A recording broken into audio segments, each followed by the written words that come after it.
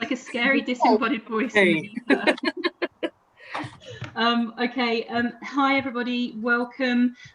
Thank you so much for coming this evening.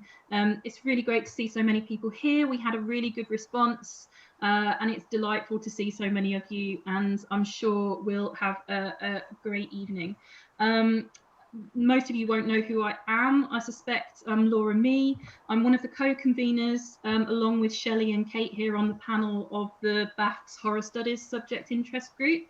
So we are a subject interest group as part of the British Association of Film, TV and Screen Studies that connects horror scholars around the UK and Ireland and promotes our work, I guess, and connects us with kind of public events and various other things we can do. So we're a very new group. This is only our second event. So we're really appreciative of people coming along and the support, and we hope that everybody has a good evening and finds this interesting or terrifying, whichever you prefer. So if you want to keep questions coming throughout the conversation, I know that Stella's going to turn to audience questions about an hour in. So the last sort of half an hour or maybe slightly longer will be Q&A from the audience. So as you have a question, no need to save it till the end unless you really want to. You can type it out in the chat. We'll monitor and make sure it's picked up. So I'm going to let Stella introduce our panellists, and I'm going to disappear. So I'm going to introduce Dr. Stella Gaynor, who is a lecturer at the University of Salford, who is chairing our chat tonight. Stella, over to you. Hello, thanks, Laura. Welcome everyone to a totally deserted studio, the Ghostwatch Roundtable. Thank you all for coming, and thank you to Laura, Shellie and Kate for organising this and getting us all here tonight. So it's down to me to introduce the panel. We've got a panel of absolute legends for you. So there's Dr. Stacey Abbott, give us a wave, who has published on cult and horror television extensively. We've got Dr. Shellie McMurdo, who's the expert on found footage horror, and Dr. Kate Egan, who knows all about video nasties, nostalgia and audiences, and then Dr. Derek Johnston with his work on the links between genre and seasonality. So I assume you all know what Ghostwatch is and that you love it, because I assume that's why you're here. But just to be sure, I just want to quickly run through. So tonight the panel is going to be discussing Ghostwatch, shown on BBC One on Halloween night in 1992. Ghostwatch was written by Stephen Volk and directed by Leslie Manning and produced for the BBC by Screen One. Ghostwatch was a one-off film and it was presented like it was happening live. There was a live crew with Sarah Green going into the haunted house in London, along with occupants Mrs. Early and her daughters Kimmy and Suzanne. Then there was Parky in the studio, joined by Dr. Lynn Pascoe, and Mike Smith manning the phones. Even the phone number was the well-known number for ringing into the BBC, and I knew it from the Saturday morning show going live. So after Ghostwatch, the BBC received 30,000 complaints, and I remember the Red Tops the next day criticised the BBC, and I remember one even calling Ghostwatch a hoax, like the BBC had, tricked people on purpose. So then Ghostwatch was banned from repeats, and it didn't rock up on DVD or VHS until 2002. I saw Ghostwatch the night it was broadcast, and I was 11 years old, and I didn't know it was scripted, and I shat my pants. I didn't have the Radio Times in my house to know that it was scripted. We were too poor for the Radio Times, so I took it at face value and was absolutely terrified, and it still bothers me now. So, with that in mind, I think we should start this roundtable with the panel's memories of where they first saw Ghostwatch. So, who wants to admit first how scared they were at Mr. Pipes? Shall I nominate someone? Kate, go on. Well, I was 17 at the time because it was 1992. Mm-hmm. And I did have the Radio Times. It's interesting that you mentioned that, Stella, because I had the Radio Times in the house. I used to read it every week like a sadness. So I was aware because there was a very, I think now quite famous cover with Parky on the front. Yeah. And I remember that. But the thing is that my parents were not horror fans at all. They weren't interested in anything supernatural. So I knew they weren't going to watch it.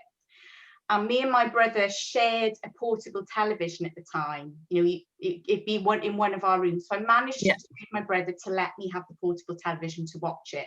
but my father was kind of shouting sarcastic comments at the stairs all the way through. So that sort of broke the spell a little bit, but it still got me. And I think the two things about it that really got me were, first of all, I mean, you mentioned going live, Stella, but it was Sarah Green. It was Sarah Green being in it, because Sarah Green had been such a big part of my childhood. You know, her and Janet Ellis were like my female Blue Peter presenters, and I had the annuals, and they were like queens of children's television. So the fact, even though I knew, I had a bit more of a sense from the Radio Times, of course, that it wasn't real, that really unsettled me, that seeing her in this context was really troubling. And the other thing, I think, was to do with Suzanne, actually, Suzanne Early, who in Ghostwatch is presented as kind of the focus of paranormal activity in the house. And I sort of looked a bit like her, because I had like the fringe and the straggly sort of long brown hair. And that bothered me as well, that the person who was the main kind of victim of the supernatural activity sort of resembled me. I know that sounds a bit weird, but that unnerved me as well, I have to say. So those are the two elements, I think, that really got to me. So you were identifying with Suzanne quite strongly on it. Yeah, or not necessarily identifying with her, but because she was sort of a similar age and looked at, you know, she had long brown hair, the fact that she was, you know, with scratches on her face and all that, you know, that bothered me, definitely. It was the familiarity, I guess, of that teenage girl at the centre of it all. Yeah, and Sarah Green being pulled so wildly out of what you knew her in, suddenly she's being dragged into cupboards and all that sort of stuff. All right then. Yes. The whole thing is troubling. Shellie, what about you? So I was I was around the same age as you, Stella. I was about 7-ish, maybe 7 or 8. Watched it. My dad let me stay up to watch it, because even then I was into kind of all things spooky and ghosty and whatever. So he let me stay up to watch it, and I didn't know that it was fake, and no one told me that it was fake. Like, my dad just sat there and let me think it was real. And I remember getting to the end of it, and when everything's going crazy and, you know, all the studio's falling apart and the wind's happening and Parky's speaking to the camera, I remember just screaming at my dad going, "Switch it off, it's gonna come through the TV." And it really, really freaked me out. But I don't think I've got any lasting damaging effects that have happened to me, but, you know, you never know. Maybe I'm gonna set them off. You've turned out fine. Derek, what about you? What's your memory of first seeing it? I would have been 21. And the thing, I'm trying to piece this together, because 31st of October 1992, I should have been at university, but I've got vague memories of watching this at home. And yeah, I'm not. So you're asking my memories of watching it, and I'm going, I'm drawing a blank. I do remember being amused, but growing unsettled throughout, knowing it was a Screen One, it was a drama, but just, you know, spooky things. I do also remember it as very much as the night of Vault of Horror on BBC Two. And getting all my tapes lined up to record that, which I'm delighted to say I still have. What surprises me is I don't seem to have recorded Ghostwatch, which is kind of weird. Maybe you set it to record and the ghost wouldn't let you. Oh, possibly. But yeah, and then just it definitely sparked conversations. And did you see that? That was it? Yeah, it was. Oh, great. Sort of suggesting that was reading week. Possibly. But it was also very much something that has persisted. And that's one of the things that really strikes me is people of a certain age, you know, or a wide range of ages, I hasten to say. You know, you can mention pipes to them. I know people who you just say pipes to them and they will, which must be terrible if there is an actual problem with the plumbing.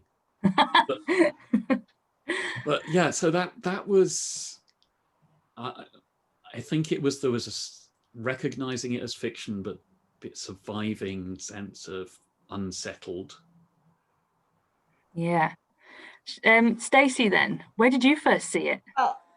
My story is going to be slightly different, and I feel slightly envious of everyone else's experiences, partly because I'm clearly the oldest person in the group, because I was 24 when it aired. But I didn't see it on first broadcast because I had literally just moved to the UK. So that Halloween, I was living in halls and shockingly did not have a television. So didn't know anything about it. So I only came to it quite a few years later, didn't know anything. I was obviously sequestered at university and didn't even hear about the controversy. So I came to it years later when I was working for the British Film Institute, and they were trying to get it screened, and they were, suddenly this story started to circulate about this great thing. And of course, it always stayed in my mind because it aired just literally a month after I'd arrived in the UK. So this is interesting. But one of the things, when I finally did see it, I was kind of glad I hadn't seen it in 1992, because I think being someone who did not grow up in this country, didn't know who any of those people were, really, particularly not Parkinson and, really, the main people. I would have appreciated being scary, but the real unsettlingness of these very familiar people being taken out of the comforts that you normally see them in and putting them in this scenario, I wouldn't have appreciated. So by the time I did see it, which was probably in the late 90s, I suddenly knew who all these people were, and I could really appreciate it. Of course, it meant I knew it wasn't real. I knew it was a drama. So I didn't have that experience. So I'm very envious of that frisson of, is it or isn't it? Is this real or is it not? But I think what always got me, even when I did see it, and I watched it again last week, and what always gets me is the everydayness of the situation, of saying, actually, we're going to take you into not just the home, but a very familiar working class home, like very everyday, with these familiar TV personalities, and then really unearth, like doing those kind of wonderful effects and tricks of the eye that kind of say. So, I always shout out when I see Pipes for the first time. It's like, there he is. And I love that trickery of did I not just see that? And I think that it does that so well in a very familiar environment, which again, coming here in 1992, like that location, those that would have been quite alien to me at that point, so different from where I grew up. But by the time I saw it, like suddenly I really understood and recognized that became much more familiar. And I think that's why it works so well, is the familiar. Yeah. Being made unfamiliar, she says, quoting her Freud. Okay, so we're thinking about how it works with the familiar. I wanted to ask Shellie, could you sort of elaborate on the sort of the found footage or conventions that of the familiarity of Ghostwatch, and then the found footage conventions that it used in this very, I guess, early example of the genre? Could you tell us about those things? Oh, yeah, I mean, I rewatched it very recently in preparation for this. And Kate was kind enough to show me the documentary that was made about it, Behind the Curtain. And in watching that, I was really struck. Leslie Manning keeps talking about the language that they were using, like the language of Ghostwatch. And really, yeah, that's become the language of found footage horror. And because I was sort of, a child when it came on, I wasn't really aware at the time of other things that looked. Only thing thinking now as an adult I can think of that might have been around at the time was Challenge Annika. Yeah. Which I kind of vaguely remember, that kind of handheld thing. So I was kind of struck when I last watched it. Were audiences kind of primed at all to receive this kind of very, haphazard, kind of almost artless kind of way of filmmaking? But then sort of as my thoughts progressed on it, and something that I argue in my book about found footage horror is that being artless actually takes a hell of a lot of work, and how much work went into Ghostwatch to make it look like no work went into it at all, kind of thing. Yeah. And you know, some of the things, there's no music in found footage horror, there's rarely any music. I also think something that's really interesting about Ghostwatch, and I'm not sure if it occurred in earlier forms of found footage horror, was how much it encourages you to investigate the frame when you're watching. So when I was watching it this time, there's a bit where Sarah Green is making coffee or making tea in the kitchen, and the camera goes past the stairs, and I think it's Susie, it's on the stairs. And I'd never noticed that before. And I was watching it and just went, oh, what's that? And had to rewind it again. And that's something that the found footage does. Like, it really encourages you to investigate the limits of the screen. What else? Yeah, investigation frame. And that sense, one of the things that I love most about Ghostwatch is that sense towards, as it's kind of rolling towards its end, is that sense that control is being lost. Like, the people that are filming it were in control, were in charge. Yeah. And as pipes become stronger, perhaps it's, you know, everyone's losing control and everything starts going wrong. And that's something in found footage horror, from Blair Witch to Paranormal Activity to Host, one of the most recent examples of found footage horror, that is something, that a theme that goes throughout the found footage horror subgenre. So I think that's kind of, it's definitely such an important sort of originator of that style, I think. Maybe even more so. A lot of people say, you know, the beginning is Cannibal Holocaust, but I think really the beginning of found footage horror as we know it is maybe Ghostwatch. Interesting. So thinking about, so you've talked about the traditions of found footage. What about other sort of television traditions of the ghost story? To Derek, how does Ghostwatch relate to these traditional TV ghost story things, and the idea of television being the medium or the conduit? Well, first of all, I want to pick up on something that Shellie said about found footage and the way it encourages you to explore the frame, because I think I was trying to think of an earlier ghost story on TV, or that encourages you to explore the frame in quite the same way. And one of the things that I'm interested in is how different genres kind of train us to watch things differently. But now if I'm watching Haunting of Bly Manor, or if I was watching Living and the Dead or whatever, I'm trained to watch around the characters now.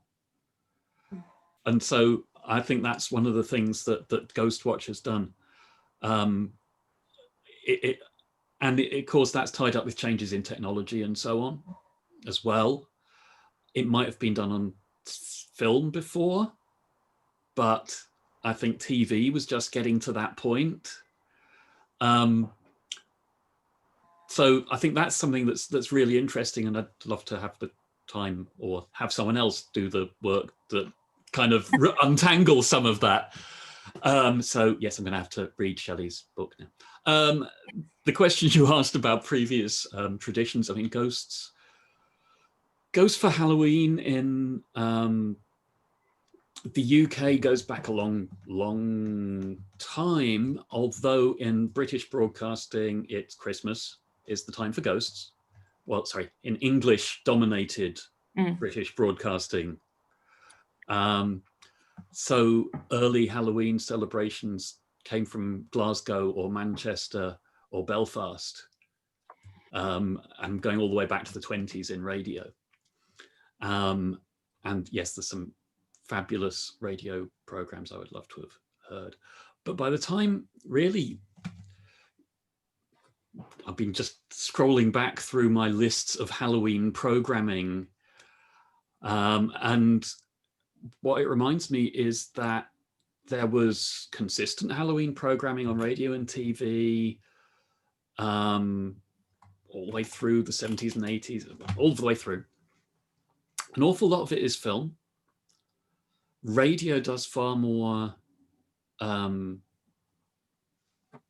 adaptations or original fiction.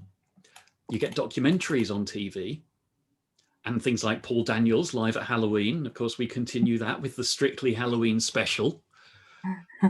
But there's not much original material as far as I can see. You do get the Halloween specials of existing series where they do something a bit like, of course, there's no such thing as ghosts, or is there? But really with the 90s, you get more and more programming. Or at least with the first 2 years of the 90s, you get more programming, because 92 is the peak with Ghostwatch and Vault of Terror and with a bunch of other programs. And then 93, there's less and more of it is film, or it's bought in, or it's radio. And similarly, 94, there's less again. 95, again, less. Although an ITV drama, 1996 ITV drama, Frighteners, a special drama for Halloween. Dark secrets linked to the past endanger a family holiday in France.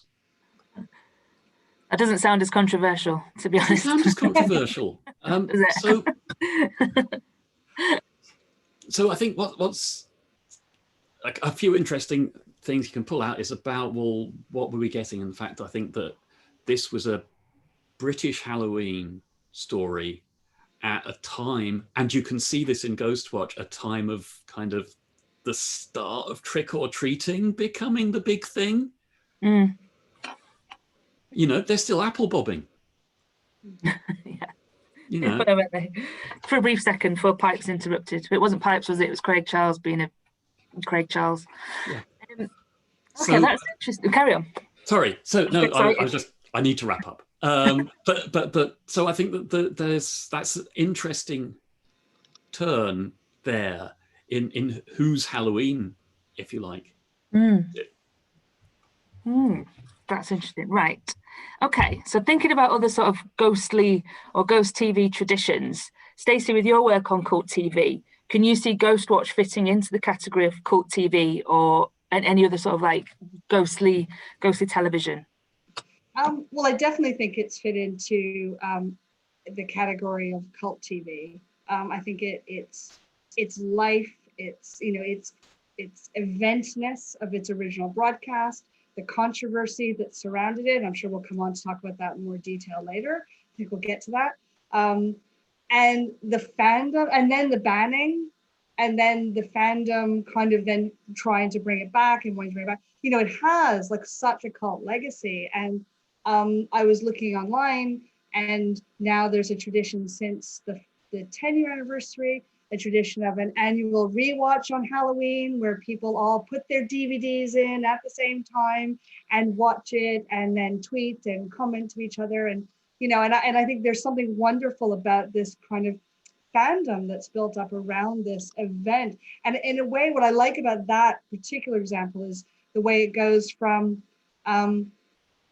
that live moment of live television to, or seemingly live television, to this kind of people trying to recreate a live experience and finding that live experience with it. So I think for me, that really is a key part of its cultness. In terms of other traditions, and I noticed that Stephen Volk has just commented on, I was going to get to Nigel Neal. Like, to me, it is very much picking up the reins from Nigel Neal and the stone tape in particular, as Stephen's just pointed out. So, you know, I just think it's a really important part of that legacy, and which is something that's very British tradition, that sense of finding horror in technology, in new technology. And it's not limited to Britain, but it's something that does recur. And Nigel Neal was probably one of the best to really explore that. And then, you know, Ghostwatch takes that and runs with it by focusing on this notion of live television and this idea of everyone watching this thing and engaging with it, and this idea that there was a possibility in television to become a conduit for a seance. So I think there's something wonderful about that legacy, that it kind of just takes it and runs with it brilliantly. Yeah, because I rewatched it on Sunday with my breakfast, and I was still marveling at how scary it was and how uncomfortable it made me. And I was watching it on Sunday, and I was messaging Shellie and Laura at the same time and saying, you know, it still feels like it was a really, really bold move for the BBC to make something like this, because it was so out of the ordinary, and, you know, taking these trusted presenters, and I guess I'm looking at it with a bit of hindsight as well, sort of the inherent risk of doing that.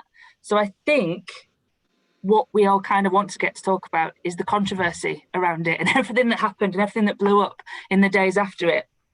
So with the audience reception at the time, you know, it was filled with outrage. I wanted to ask Kate, because it's your sort of speciality area. What are your thoughts on the audience, how the audience perceived Ghostwatch, and how everyone just started moaning in the days after? Yeah, well, I guess there's kind of two issues here, and Stacey's already mentioned the importance of the controversy to kind of the cult status of Ghostwatch.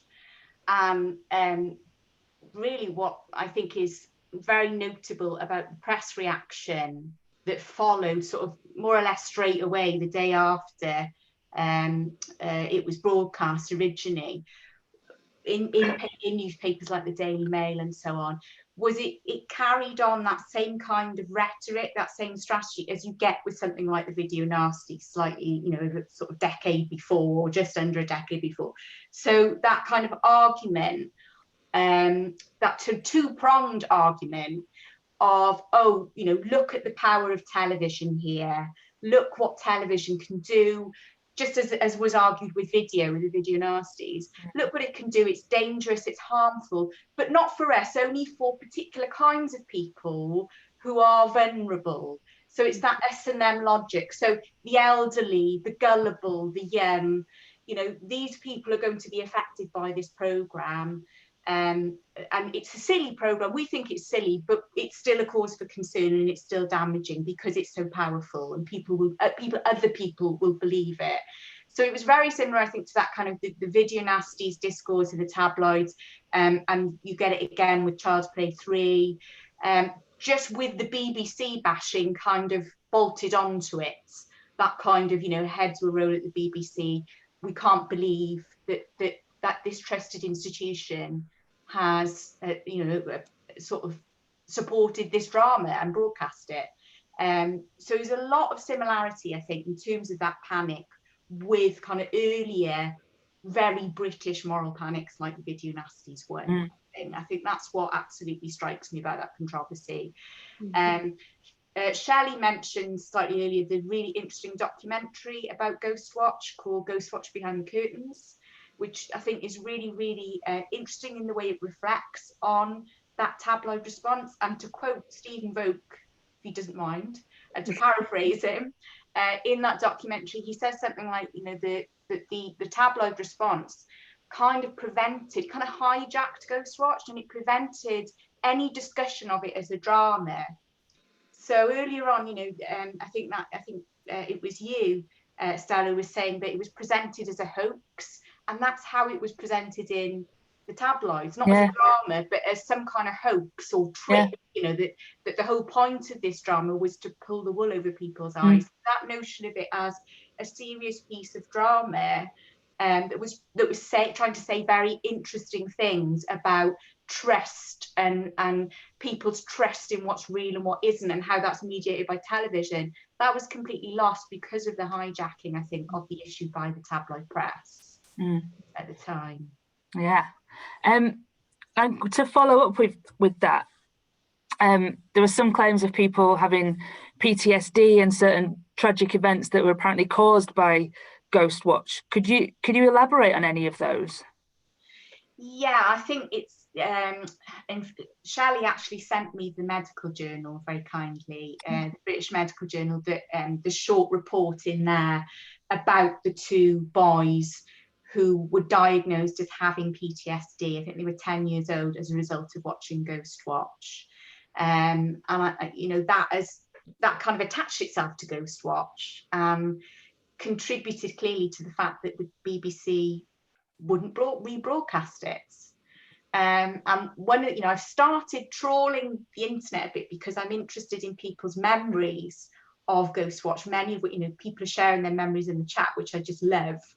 And I'm fascinated by how people remember that experience of watching it, particularly if they were very, very young. And that being, something that stays with people in certain respects. And I think one of the things that really is important to people when they remember Ghostwatch and remember their first experiences of watching it is actually that they were children. And that because they were children, they believed it.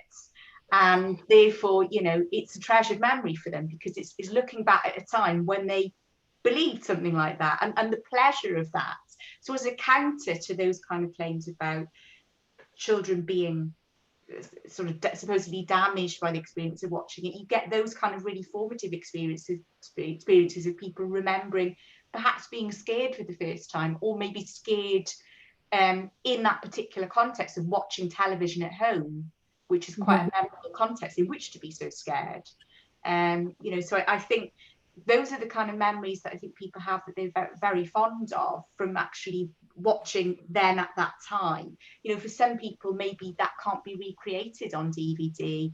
For others, it's a different thing. When people watch it, it still holds up. But I think for people who watched it at the time, if they were very, very young, that's part of the pleasure of remembering that impact it had. Yeah, I think the idea of impact is quite interesting, and how it's stuck in people's memories. When you did watch it when you were young, it's in there as one of the things that scared you the most. And then I think that can lead us on to thinking about like more like a legacy of Ghostwatch and things that you think it's influenced. So I can bring that to Stacey first. What do you think the lasting cultural impact or legacy of Ghostwatch is? I'd like to ask this of all of you. Yeah, I think there are a range of things. I mean, there obviously what you have following Ghostwatch is the rise of paranormal television. Now, whether that's a direct response, but I mean, when you look at Most Haunted, Most Haunted seems so directly modeled on Ghostwatch, and how much, and particularly their live events. And for my sins, I have probably watched more than my fair share of Most Haunted live events. And you could see that kind of influence on a format, and obviously following that tradition from Crime Watch to Ghostwatch to Most Haunted, that tradition. But I think also, with that, then, however, you've also got a nice tradition of the recreated paranormal investigation from Ghostfacers and Supernatural, which has, again, models it on these idea of the investigators.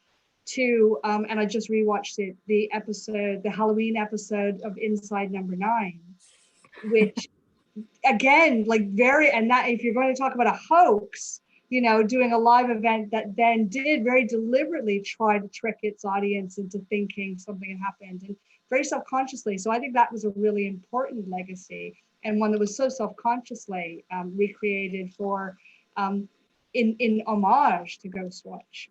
And kind of taking that to the next level. So I think there's some wonderful traditions that have come from the influence of Ghostwatch. Shellie, then, what do you think the legacy of Ghostwatch is in sort of the broader world of found footage? I mean, yeah, I totally agree with Stacey. The Inside Number 9 episode that I rewatched today and found it scarier for some reason the first time I watched it. Tricked me. I think I just must be very gullible, because that tricked me too. And when it comes up that there's interference, I switched it off and switched it back on, and I'd lost 5 minutes of it. So yeah, I think that's a really sort of a clear legacy that it's left. And I think in terms of found footage horror, it's this idea, and watching the documentary about Ghostwatch, this idea of trust, and trust in the BBC and trust in Michael Parkinson. And I think that's something that comes up a lot in found footage horror films, like if we think about Blair Witch Project and how they tried to kind of build a world around that you should trust. It's on, we've got this documentary evidence, and we've got these candid photos of the cast to make them look like they're the actual characters, and down to things like when Stacey was talking about Most Haunted, I was thinking in my head Grave Encounters, which is a Canadian found-footage horror film that is very much like Most Haunted, and like there's an American ghost hunting show called Ghost Adventures, and it's very, very similar. And I just think it's interesting how this kind of format is sort of both changing with the times as technology evolves and, you know, new things occur, but also there's this strand going through its legacy of, you know, should we trust everything that we see on television? Do we trust things on television without questioning them?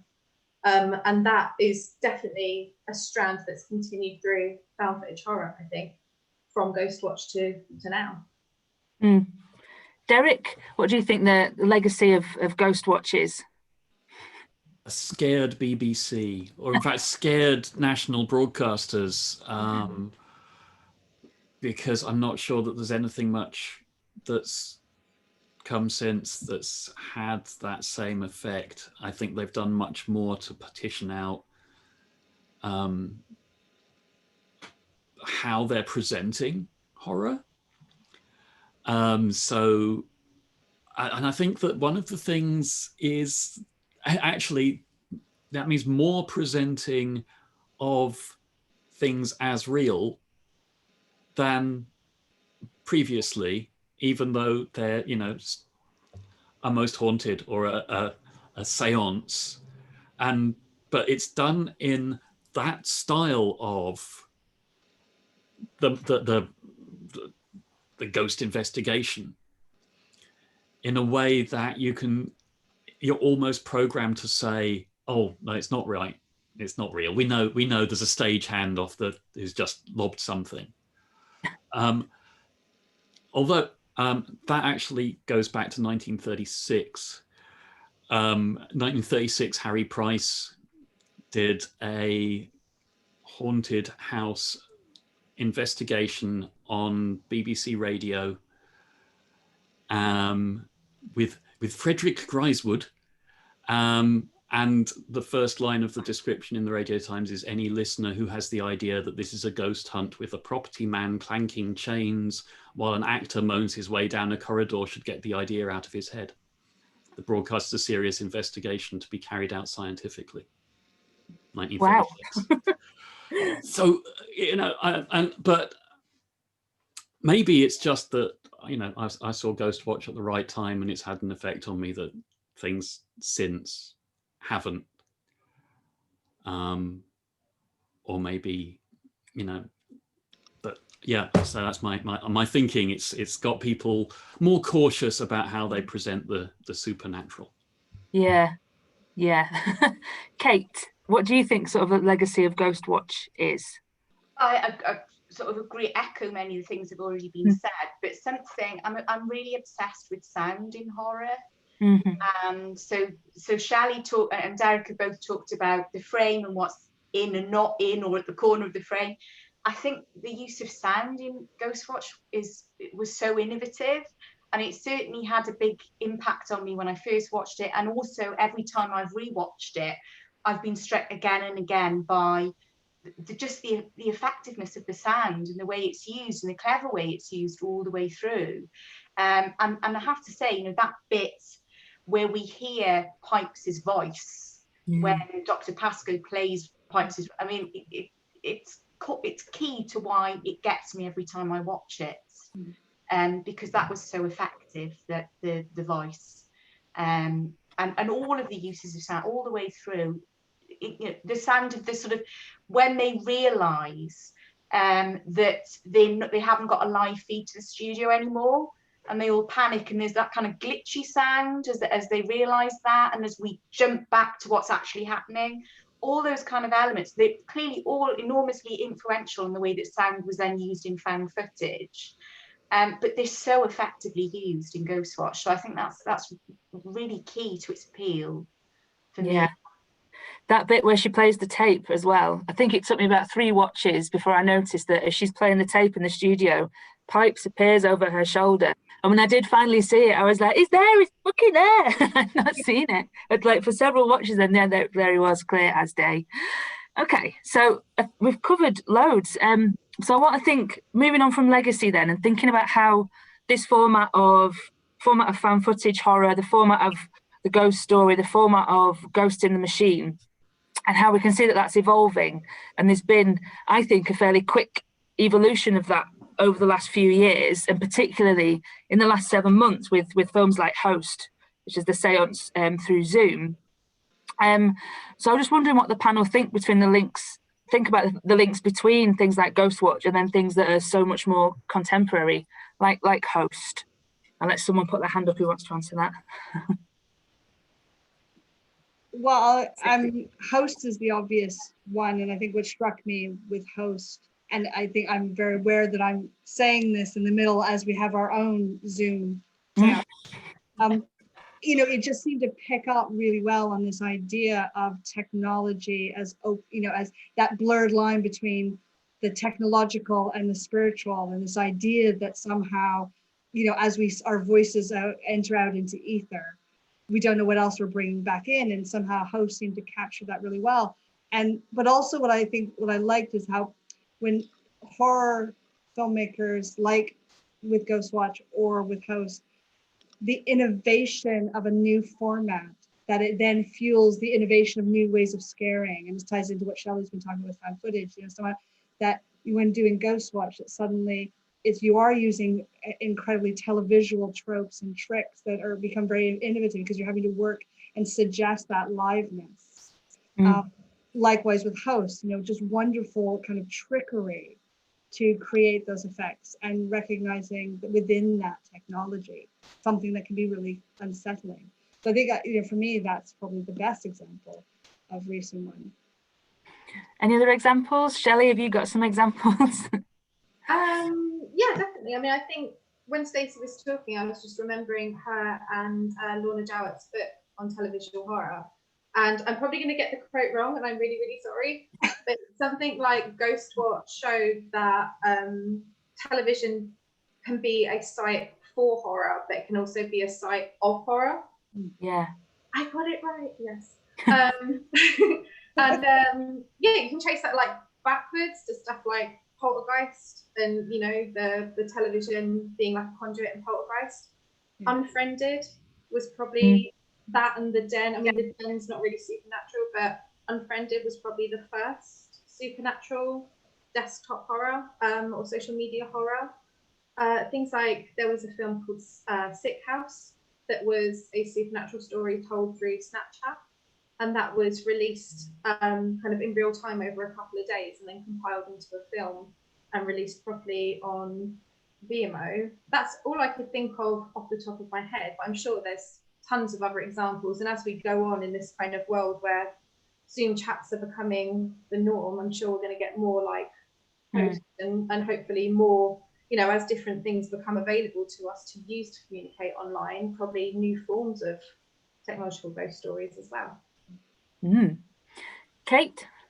Yeah, actually, I was going to just ask Shellie, if that's all right, what she thinks of something, because today I was thinking about it, sort of fan footage films, and Wreck was one that came to mind for me because of the conceit of that, the fact that it plays out as a TV show, and we get that kind of slow build up before things start happening. So the pace and that kind of conceit really reminded me of Ghostwatch. I've no idea if the filmmakers were directly influenced by Ghostwatch, but that seemed to be a key example of the fan footage as well, that you assume couldn't have existed without something like Ghostwatch. Yeah, definitely. And the film I mentioned earlier as well, Grave Encounters, is very yes, of course, talking, and this fits in Grave Encounters, where they're kind of saying, well, if that doesn't work, we'll just pay someone to say something spooky happened, and playing with that line between reality and fiction again within a fictive film. So yeah, definitely Wreck for sure. Eric? What I'm thinking here is how actually Ghostwatch is part of an ongoing way that we approach new media. And we approach it through and consider it as a medium, a way, again, I have spent far too much time going through mouldering old radio times, clearly. But when radio starts, they talk about these waves that come into your house. They are talked about in terms of magic and haunting. And it's well known that I think it was Marconi wanted to create a way of contacting the dead through radio. He thought that these waves stay up there, voices must stay up there. And the way that writing is a way of preserving the past, preserving the dead, and we see that through horror novels and short stories in the way that the documentary form of Frankenstein and Dracula, they're documentaries. They are made of documents. And then it's bringing this onwards through radio, which of course is again a domestic medium. Listen to a ghost story on your own in a room with lights out. When you start wondering, is that the creak on the radio play, or is it in the house? And that merging of experience so I'm saying less about the legacy because I can see the legacy in those bits of aesthetics. I can see a direct legacy in the Inside Number 9 special. My response to it was, I hope they paid Stephen Volk royalties. But it's also part of a lineage. Yeah. And there are, you can pick out bits of it like the seance aspect. Again, that's Nigel Neal, but Nigel Neal wasn't the only person who did it or the first person to think of it. That was slightly off the point. That's all really interesting. That right. So we've talked about the legacy of it with regards to other media texts. Would anyone have anything to add in terms of a broader cultural legacy of Ghostwatch, or rather a cultural impact of Ghostwatch? Anyone? Kate? Sorry, typically for me and surprising for me, going back to the video nasties, and something else which I find really funny, Shellie mentioned, Stacey mentioned earlier about the BFI DVD release, and I think there's been another DVD release since that. But again, going and sort of exploring people's memories online, I found a lot of people's memories from kind of that pre-DVD release period. And people were reminiscing about a kind of black market. I mean, obviously not to the same degree as you get with the video nasties, but that there was a bit of a black market in sort of bootleg copies of Ghostwatch. So it had that same kind of cult status as the video nasties in the UK, because people were trying to, they had a memory. I remember watching this when I was a child. How can I get hold of it prior to it coming out on DVD? And I found a lot of people saying, how much they regretted that they hadn't taped it. So Derek, I think you said, did you say that you taped it, Derek? I think that I didn't, but I did tape Vault of Terror. Okay. You could have earned some money there on the black market if you had taped it. But there was a lot of people regretting that they taped it at the time, because of course they wouldn't have thought to do that really, and on Saturday night, and they were just sitting down to watch it. But not only to sort of flog it on the black market, but people wish they taped it because then they would have taped the kind of the context and the circumstances, maybe the announcer before the programme and what came after it. Some people were reminiscing that apparently Halloween 2 was screened straight after it. So I think people were kind of, wishing that they would sort of captured Ghostwatch as part of the flow of television, I guess, and got those moments just before and just after, which give it that context of being screened at that time in '92. Yeah. Ooh. Anyone else would want to Stacey? I was thinking when you're asking about legacy, this is less the kind of cultural legacy since it, but when Kate was talking about video nasties and the reception and the controversy, one of the things that struck me was it made me think a lot of the critical response to Michael Powell's Peeping Tom and the controversy that surrounded that. And what struck me was the ways in which often you get when, whether it's a director or an institution like the BBC, that are considered respectable, serious, produce art, produce high quality work.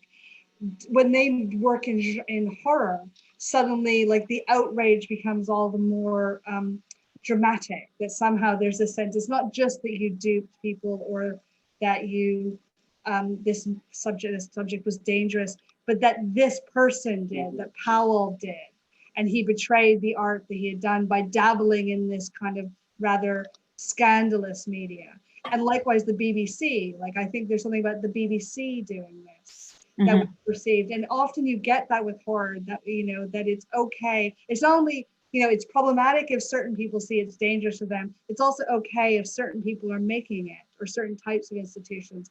But once you get something that's respectable, that's funded by, you know, the nation, that license fees, you know, suddenly people start going, wait, are my license fees going towards this? So I find that's a really interesting legacy that is, while not unique to Britain, I think is a very particular part of the language and discourses that often surround horror. Even like when you look at, when I was doing research around Hammer and their adaptation of I Am Legend, you know, the BBFC were, you know, a lot of very snide comments about horror and, you know, these attitudes about what's acceptable and what's not, because, you know, this is a kind of rather scandalous, horrible genre. So there's something really interesting about that legacy of attitude to horror. Interesting. Anyone else got anything else to add to this?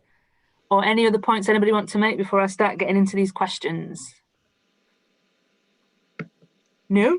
Right then. I've got some questions from the chat. I'm just going to go through them as they came through. It's really interesting that everyone's referring to it as found footage, as I'd never thought of it that way. It would be great if you could talk through how you see it being categorised like that. Shellie, I think this one's on you, mate. I think the thing with like the term found footage is that I don't think we really, I mean, I know I definitely don't, when I'm writing about it, use the term in reference to films or television programs where footage is found. Like, although we call it found footage, I don't necessarily think that's something that has to happen in the text for it to be called found footage. Now it's kind of, you know, a journalistic short term for a type of filmmaking or a type of cinema. I don't know if I would call it found. I mean, I probably have been, because my mouth gets lazy and my brain gets lazy. I probably haven't called it found footage the whole way through. I think it's incredibly important in that legacy of that kind of filmmaking. Obviously, like, no one finds footage in it, but I don't think that really matters. I think it's still, you know, the imperfect framing of it, the language and the conventions that it was kind of not inventing maybe, but kind of refining at that time, have definitely impacted that subgenre for sure. Yeah. Yeah, it's the aesthetic of it, isn't it? Not necessarily we found these tapes in the woods. It's like it's the aesthetic of it all put together. Okay, I got another question here. Adam Curtis has an interesting analysis of the film, essentially arguing that Ghostwatch has an ideological message that ups television a strange netherworld of PR-driven half-truths, synthetic personalities, and waves of apocalyptic fear. Oh, nice. I was wondering to what extent the panel see Ghostwatch as a critique of TV itself. Ooh, who wants that juicy one? Kate? Derek? I think that it can certainly be read that way. How's that for an academic answer? That's certainly a valid reading. I think there is a lot about it that is tied up to with our fears about television, our concerns about television. It's not alone in that. Poltergeist has been mentioned. I would say also Halloween 3, Season of the Witch. The caller who says, my children can't stop watching She can't get them to stop watching. The line about Pipes, you want to see, Pipes wants you all to see. And it's the way that it's so knowing about the business, the way it's constructed, it understands it all, whether it is actually saying, you know, TV's bad, or whether it's just using that. That's a different matter. Okay, right, I've definitely got a question for Kate here. Do you think the show's relationship to real life events, mostly thinking of the Enfield poltergeist, added to the hysteria in the aftermath of the broadcast? I guess so. I mean, there are lots of links with the Enfield haunting because is it Guy Playfair? I'm sure Stephen Bolt might confirm that. Who was involved in the Enfield haunting incident was a consultant on Ghostwatch, I think. So there was already that kind of connection there, I think. I don't recall it being referred to directly in any of the tabloid articles that I've seen on Ghostwatch. But in terms of that, you know, I just wanted to also sort of comment on what Derek just said about the cleverness of Ghostwatch in the way it incorporates almost criticisms of television into the narrative in that really, really clever way, because I do think that's the case. That it's whether that annoyed the tabloids, I don't know. But the fact it sort of, there's almost moments of foreshadowing of the panic in Ghostwatch. So if you think about the fact that we have that moment when Mrs. Early is talking to Sarah Green quite early on, and she's telling Sarah Green about the history of the haunting in the house and the history of their problems. And she said, we went to the newspapers, and I think this is a direct reference to the Enfield haunting. And she said that this is she gets out some of the tabloid articles that were written on the family, and I think there's one saying, devil, spook house mother believes in the devil or something like that, and you know, Sarah Green says, did you say that? And she said, no, I didn't. So there's almost that kind of foreshadowing of the tabloid reaction buried in the drama in a really, really interesting way. So there's that whole fear about the power of television buried in there, but also that kind of tabloid panic reaction, and you know, the kind of the exaggeration, the license to completely exaggerate that we get in tabloid panics of that kind. It just shows how rich Ghostwatch is as a text stream that's in there. Yeah, the more you watch it as well, you can just see more and more things. Yeah. Stacey, I reckon this one is good for you. Where has it gone? There it is.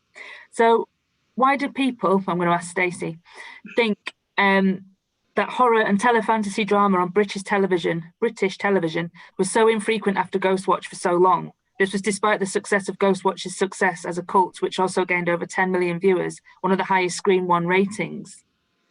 Well, I mean, I would say I would kind of go back to kind of Derek's point earlier, which is that, you know, the impact of Ghostwatch, of course, meant that you get a conservative retreat from this kind of television. That, you know, yes, they kind of push it, and unfortunately these things happen. You know, you get a text that pushes the boundaries of something really exciting, which obviously, and the long-term legacy is we all, you know, everyone comes around to recognizing its brilliance. And it had great audience figures, but it then had this controversy, and the BBC completely retreated. And I think it does, you know, discourage program makers from taking chances, and suddenly you retreat from that and you go back into, if you're going to do anything kind of telefantasy-ish, it's going to become safe and familiar, and we're going to retreat. And this isn't unique to the British context. I mean, you see this all the time. You know, Twin Peaks comes out not that in a similar period in the early 90s and does this kind of exciting thing, and then kind of wins its audience, loses its audience, and you get a retreat into much more kind of safer grounds type of television. So I think that's one of the reasons why people become much more cautious. But the only other thing I would add to that is it's hard to imagine today, from the perspective today when horror on TV is everywhere. Like it's so popular. But I think, while there is a long legacy of horror on television, it's constantly operating in peaks and troughs, and people kind of, there's being heard where everyone's really excited and then people retreat. And that kind of early mid 90s is a period of real hesitation around horror before it then starts to come back by the end of the 90s and into the 2000s again and become what it is now. So I think it's just, it's almost a natural retreat before we get an even bigger kind of reinvention of it on TV. So this question kind of follows on from that. It's really interesting that a number of right to reply programmes aired after Ghostwatch, engaging live studio audiences on the controversy in a way that they never did during the Video Nasties period, wondering why. Was it because it was TV? Was it that TV dared to shock and to scare, that maybe, what people were talking about it like that on TV, but they weren't talking about that like with the Video Nasties? I wonder if Derek, if you could answer that one as more of a historian. I'm going to be honest and say I'm not sure that there were. Right. I think that these were programs that existed anyway, and it's just, we pick and choose. We remember those. We know the episodes that did Ghostwatch. We forget about points of view with Disgruntled from Cheltenham writing in about asking what does Mary Beth say in the title sequence to Cagney and Lacey when there's the flasher, which was a question that was raised on Points of View. So yes, I think they were very important. They were the things that we remember, but there were programs about Kate would know this better than me. I think there were programs on the Video Nasties debate and discussions. Is that right, Kate? There were, yeah. I think video and television are both seen as areas that are problematic in the 80s and going into the 90s because they're bringing images into the home, and that's seen as a concern. And there were programs. So if anyone's seen, I can't remember the name of it off the top of my head, but there's some documentaries on the Video Nasties by Jake West, 2 of them. And in the first one, there's footage of Martin Barker on one of those right to reply type programs, arguing with Mary Whitehouse, I think, from memory. So I think there were actually similar sort of debates about Video Nasties as well. Well, right. This question, I'm interested to know if there was any sense that Ghostwatch was being deliberately pitched to a child/family audience, or if the BBC knew that children might be watching. The post-Watershed time slot would indicate that no, it wasn't intended that children would watch, but the cast, some of whom are known as children's TV presenters, suggest that they must have known there would be an appeal to children there, especially given that it aired on Halloween. And I was one of those kids who shouldn't have been watching. Anyone? Any comments? Again, I think it's kind of referred to really cleverly within the drama. So there's that moment in the drama with the phone in. I think it's the bit that Derek referred to. He said the kids won't stop staring at the television. And Michael Parkinson says, well, your kids shouldn't really be up. It's past the watershed. We don't want anyone to have sleepless nights. So there's that kind of reference actually in the drama again to the idea that, that Parkinson, playing this character, playing himself, doesn't think that children would be watching, which makes you wonder whether the makers knew that children would be watching, and that it was a clever reference to that. Whether they were deliberately aiming the programme at children, I'm not sure. I mean, it was screened after the watershed, wasn't it? Yeah, I think so. It's got people, obviously, but it was scheduled at after 9 o'clock. So that suggests that the BBC thought that it was a programme aimed at adults. Yeah. Well, I watched it and I'm fine. So, Given the importance of the liveness in the show, does the panel think there is a legacy from Ghostwatch in today's live performance to as much of a degree as in TV and film? I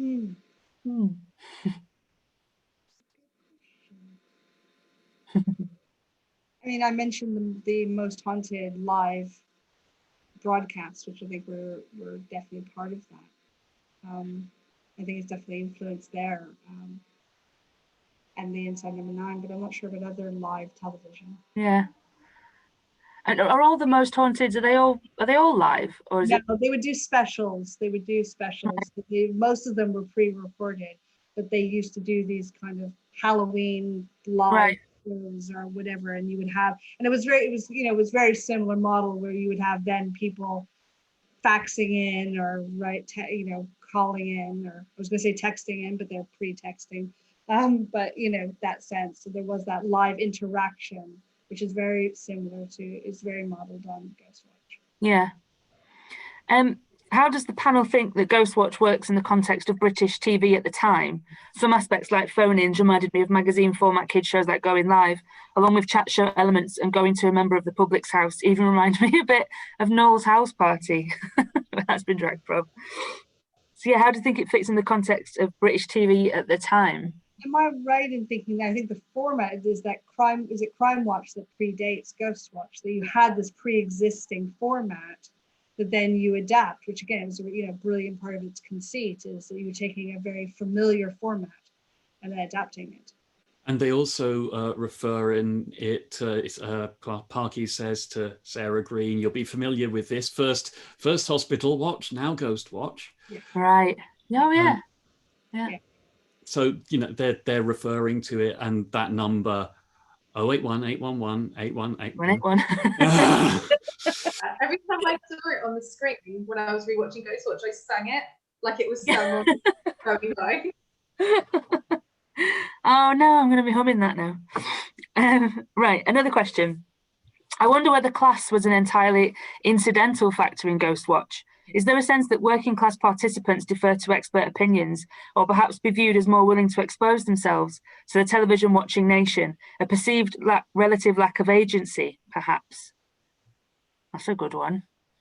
Derek? Can I start? One of the things with this is, we've already said about the ordinariness of the house. And what it reminded me of was the episode of Arthur C. Clarke's World of Strange Powers about ghosts from 1985. The one story in that spooked me was the story about a normal council house, and someone's tending to their kid and they see this hooded figure standing over the child's bed. And it's the fact it was a normal council house. Of course, what's then revealed narratively is this is ancient horror on horror on horror, but you've got particularly things like the baby farming. And it's all again tied up with class, and we do have the issue of accents, which I won't address, but it's been picked out too much about how they're not RP, but they are precisely modulated downwards just a grade or two. It's not, it's not specific classed accents. I think there is that sense of working class people being kind of moved around by the media, as well as by experts, and intriguingly turning to the media as a way of getting their voice out. Yeah. Which just strikes me, of course, what is the end seance? It's getting one voice out. Yeah. Kate, have you got something to add to that?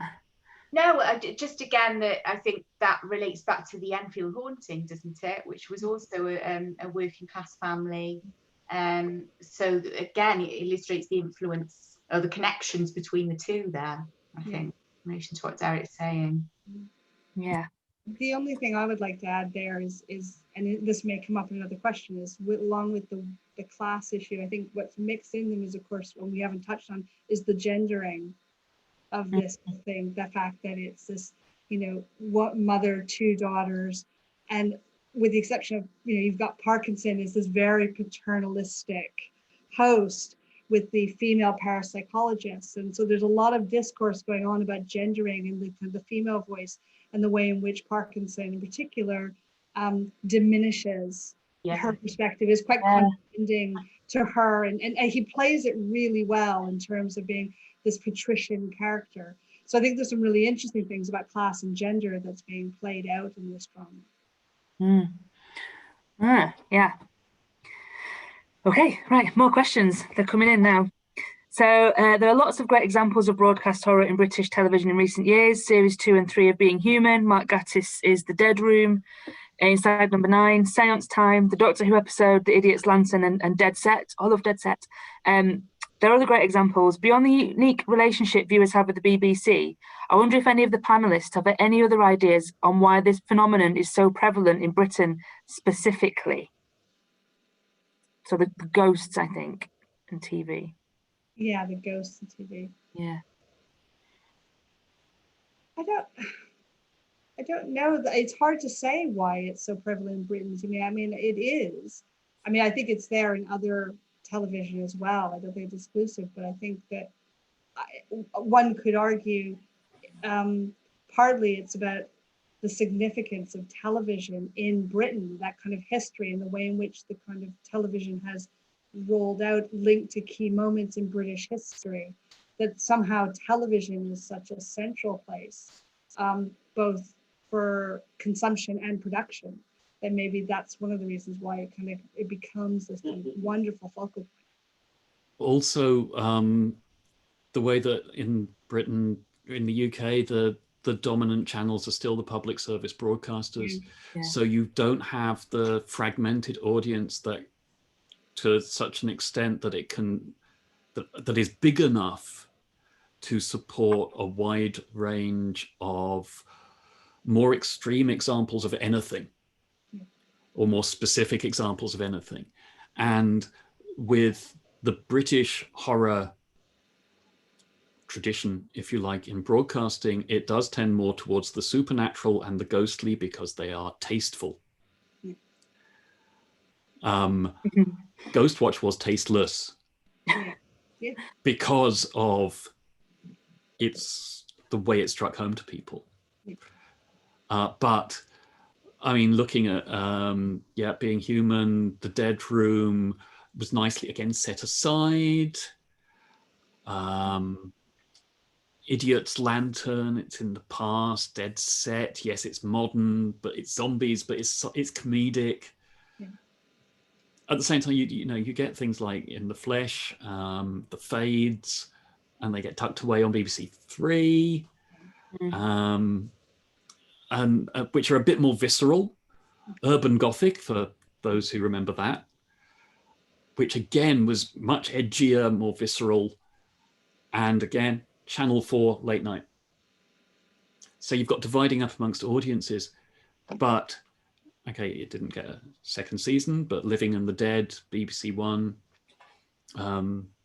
prime time. Currently, this week, in fact, there's a Russell Tovey starring thing on ITV, which is described as a psychological thriller. I haven't watched any of it, but the bits I've read on it do take care to point out that there's hints of the supernatural. So I think with something like Mayday, it'll turn out there's a supernatural element to the plot. But again, it'll be nice, it'll be tasteful. Fairly. This question sort of coming back around to this found footage element. It seems to me, this person, that many of the examples of found footage mentioned within horror achieve authenticity through a lack of established stars and instead use newcomers, which may be a financial decision, but also allows us to buy in, as opposed to Ghostwatch, using its nationally well-known, trusted names in the platform of the BBC. Is this a reasonable or useful distinction? And are there further examples of stars being used so intentionally within found footage? Shell? Not that I can think of offhand.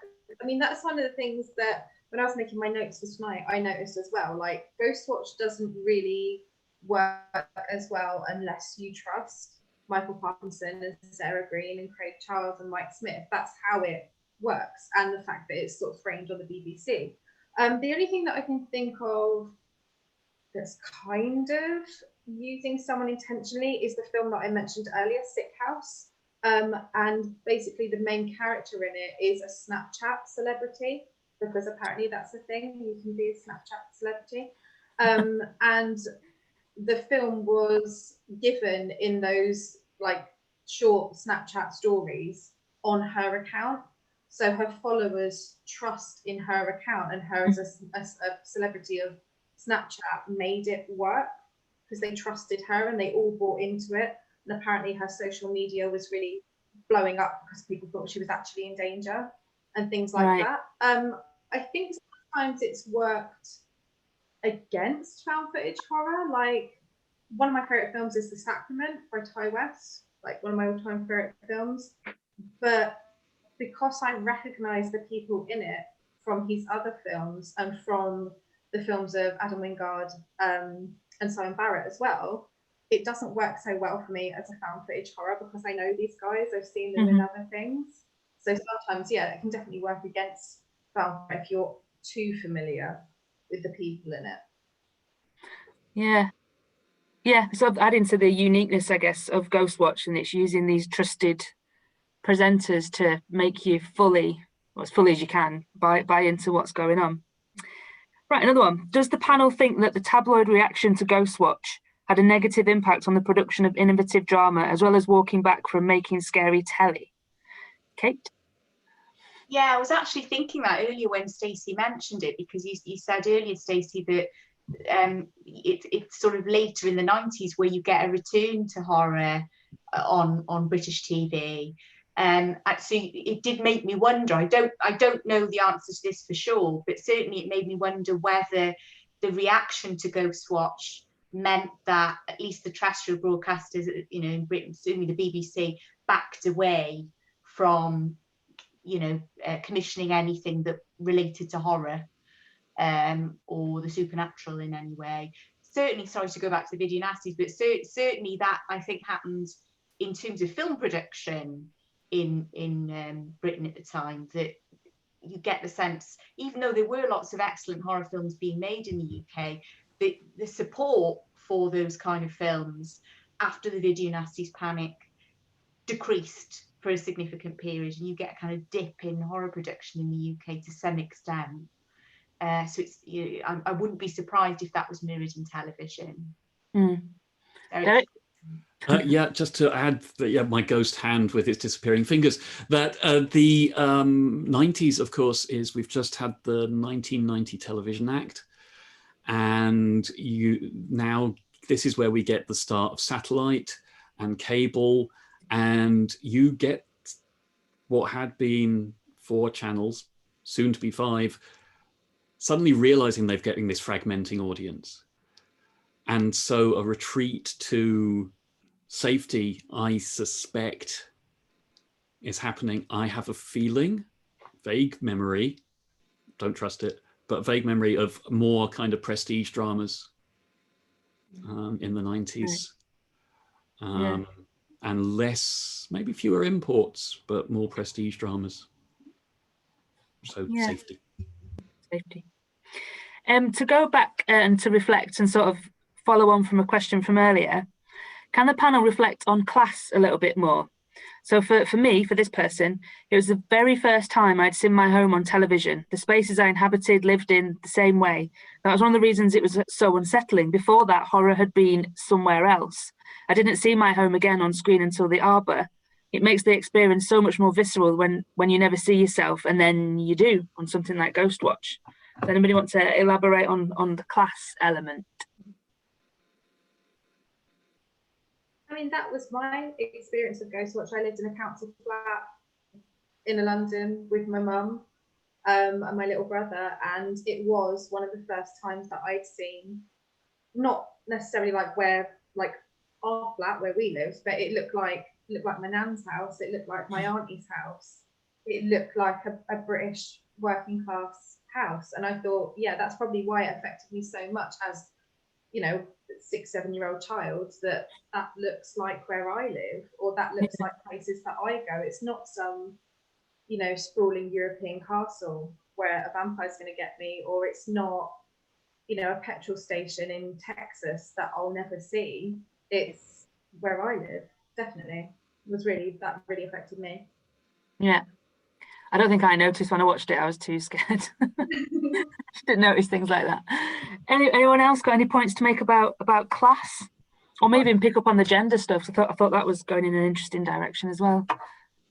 Well, I mean, just to go back to the class, I mean, I think that's been, you know, I suspect, you know, it's a strong undercurrent of British TV horror, but I think particularly kind of post Ghostwatch. And if you think of things like was mentioned earlier, being human in the flesh, you know, this sense of finding, reimagining the Gothic in these kinds of spaces, which I think is a very British approach to kind of say, actually, the realism and drawing upon traditions of realism to reinvent the Gothic is, I think, something that is a big part of what Ghostwatch is doing, and so many shows since it have owed it a huge debt in that respect. Yeah. Nigel Neal said when he was publicising Chopper, episode of Beasts, that it was far more scary to see you know, a disembodied hand in your kitchen than if you're in a Gothic castle, you happen to find yourself in a Gothic castle in Transylvania, and you see that spooky, but you go, not unexpected. Or to use another example, John Pertwee saying he didn't really care about the Daleks on distant planets, far more scary to see a Yeti on your Lou in Tooting Bec. It's a fair point, yeah. Does anyone else have anything more to add? Because I've run out of questions here from our lovely viewers, audience, whatever they call themselves. Kate? Just reflecting a bit more on gender. Yes. Because I found that, as I mentioned at the beginning, the fact that the focus of the supernatural activity were 2 young girls and their mother, I found that particularly unsettling. And I wondered to what degree The Exorcist, I guess, would be an obvious influence perhaps on Vogue, because it's got that same, you know, that's part of the terror of the horror of The Exorcist, the focus on a young girl who's in the house alone with her mother. So it's putting that in this everyday context in the UK, in this kind of recognisable working class environment, but drawing on some of those techniques I think that were employed in The Exorcist, relating to the terror around women in this situation. Yeah. So I think I've got another question coming through. I don't know. I think Bronte's interesting comment there about the fact that they're stuck in the house because the council refused to move them. Yeah. And part of the idea is, are they making this up in order to get the council to move them? Yeah. Really good point there. But also ties into that long thing about haunted houses, and they're with Amityville Horror, Haunting of Hell House, and so on, where it's the economic ties to the house. Just a reminder that mortgage, it literally means death debt. Yay. Right then, I think we're about there, unless anyone's got any other comments to tack on the end. I think otherwise we can I can drop things and then Kate's waving. Go. Can I ask a question? Is that okay? I'd really like to know what the other panelists, it's a bit of a trite question, but I really want to know what the other panelists' kind of favourite moment is in Ghostwatch, or the moment that has most stayed with them, or that they find the most impressive. I'm just really interested to know if that's okay. If you don't mind the panelist asking a question. Yeah, go on. It's an obvious one, but it's the one that stayed with me because it's so well done. Camera pans across the curtains. There's a figure there. Camera whip pans back. There is not a figure there. That's mine as well. I still don't know how. Yeah. Shellie, what's yours? I think I've got two. I All right. think when Craig Charles goes out and speaks to the women in the playground and they tell the story about the dog, that freaks me out. Really freaks me out. And then the other bit is probably, you know, the very towards the very end of it when everything's going wrong in the studio and then it's suddenly there's no one there. That's just really spooky to me, how it just goes silent and Parkinson's wandering, being like really confused, and he's never confused. So that kind of freaks me out now watching it. Those two bits are up there for me. Stacey, what's yours? Oh, well, I think for me it is the whip pan as well. Like that would be the moment, and it, you know, and for all the right reasons. It's so effective, and it's brilliantly done. But other things, I think that the other thing to say with me, we talked about sound earlier, and some of that kind of garbled sound that you get that's coming through, I just find almost viscerally unsettling. Like it kind of grates and really is, because you don't know what is that sound coming through, what are these noises. So I find that really effective. Kate, what's yours? It has to be the whip pan as well. And I there we go. when I watched that for the sort of second time after a long period, you know, having seen it when I was 17 and then watching it on DVD, that was the moment that brought it all back for me. And I was immediately back as a sort of teenager watching it at that moment, because I remembered what was so effective about it. I think it's a brilliant, innovative moment in Ghostwatch, definitely. I totally agree. So I didn't watch it for years and years and years, and then I did watch it again. And when that happened, I was just like, there it is. There we go. We're in Ghostwatch. Right. So yeah, that's it. So thanks, panel. Go and watch Ghostwatch again and have a lovely Halloween, everybody. Bye. Thanks very much, everybody, for joining us. If the panel want to stay with us for a moment, otherwise, lots of lovely questions and thanks in the chat from everybody. Really appreciate everybody coming along, and we'll be in touch about our next event soon. Thanks, everyone. Thank you. Can I say thank you to Stephen Volk, if he's still here, to say thank you for being the inspiration for all of this. Stephen's had to leave, unfortunately, but he did send us a lovely message, so I'll let you know. Thanks, everyone. Thank you. Thank you all. Thank you.